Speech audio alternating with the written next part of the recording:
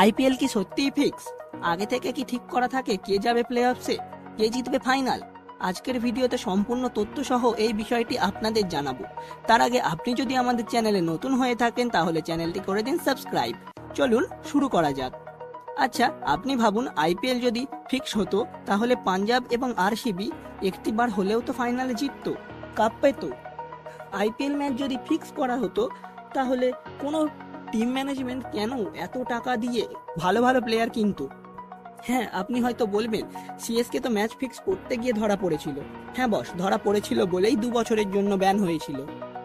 তবে বিসিসিআই এই ব্যাপারে এখন যথেষ্ট কড়াকড়ি নজর রাখে। কোনো ম্যাচে কোনো বোলার যদি পরপর নো বল বা পরপর হোয়াইট বল করতে থাকে তাহলে তা নিয়ে চর্চা করে বিসিসিআই। আবার আইপিএল শুরুর 1 মাস আগে থেকেই সকল প্লেয়ারদের ফোন বিসিসিআই এর রেডারের আন্ডারে চলে যায়। যদি ম্যাচ ফিক্স করতেও যায় তবে 100% ধরা পড়বে। আপনার এখনো কি মনে হয় আইপিএল 2025 ফিক্স? আপনার মতামত কমেন্টে জানান। আজকের ভিডিও এখান পর্যন্তই।